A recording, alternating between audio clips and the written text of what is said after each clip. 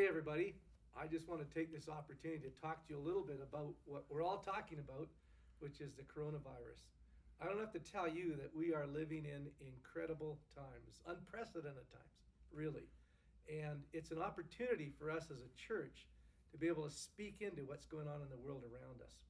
The question that we have to respond to is, what do we do as a church and as Christians at a time like this? And one of the things that we need to say right at the outset is we don't respond out of fear. We don't respond out of panic. We actually believe that our God is a living God, a God that's still in control of the whole universe, sits on the throne. And I would love it if we as a church could embrace during this time Isaiah 41:10, that we would memorize it together, that we'd throw our whole weight on it. This is what it says. It says, "Do not be afraid, for I am with you. Do not be dismayed, for I am your God. I will strengthen you, and I'll help you, and I'll hold you up with my righteous right hand."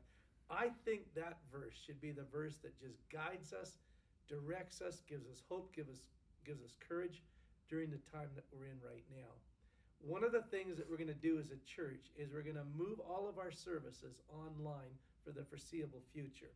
That means we won't be gathering here at CrossRoads at 9 o'clock, 11 o'clock, and 6 o'clock on Sundays. Rather than you coming here, we want to bring the church to you. And it'll be a wonderful opportunity to gather together in your home with friends, neighbors, whoever, and do church in smaller groups during the time that we have to be out of our building. You might ask the question, why are we doing this right now? I think most of you are aware that our government asked us to pull back on large gatherings over 250. I know a lot of you will say, yeah, but aren't churches exempt from that? And yes, they exempted churches from that. But when you think about it, and we had to think this through and try and act with wisdom, not out of fear, but hopefully with wisdom, we're the largest gathering place on a Sunday in central Alberta, larger than anything else. So we will have on any given Sunday well over 200, or rather 2,500, 2,500 people. That's a huge group. There's a lot of people looking at us. And I think to honor our civic authorities, to honor our governments, to do our part to sort of tap back the spread of this virus, it would be wise for us to go online because we can. And I want you to know that we're going to do everything in our part to keep connected with you. During the weeks, Monday to Friday, business as usual here at the church. Office hours are normal. Ministries will still go on that are under 250. And if your ministry leader decides to make a change, you'll hear about it from them, or you'll hear about it from us on our webpage. So for the foreseeable future, apart from Sunday, it'll be business as usual. One of the things I think that we have to really get a handle on is, though it's unprecedented times, it's also a time of unprecedented opportunity. Here's a great opportunity for us as the church to be salt and light in central Alberta, like maybe we've never been able to be before. Everybody's talking about this stuff. And we talk a lot about 1 minute longer conversations. What a great time to just weigh into a conversation and give people the reason for the hope that we have. I think this is a tremendous time.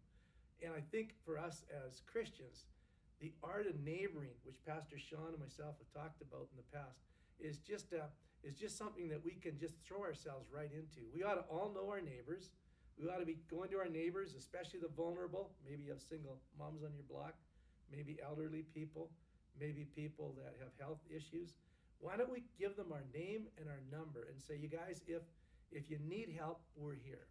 If you need groceries, we'll buy. Let's do everything that we can to be neighbors and to spread the love of Jesus like we've never done before in our community.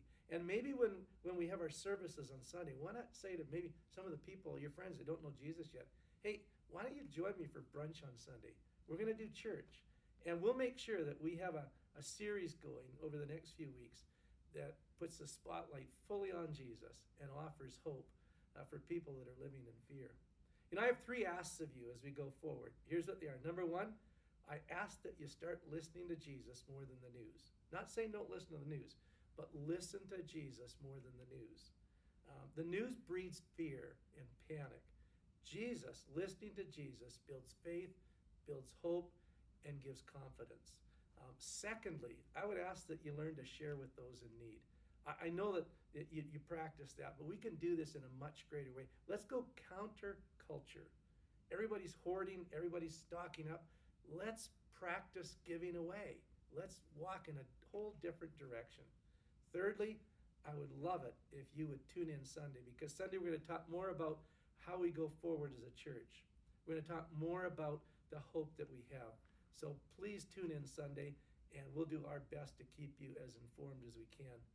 Thanks, Crossroads, and love the fact that God's in control. We can trust Him, and look forward to talking to you Sunday.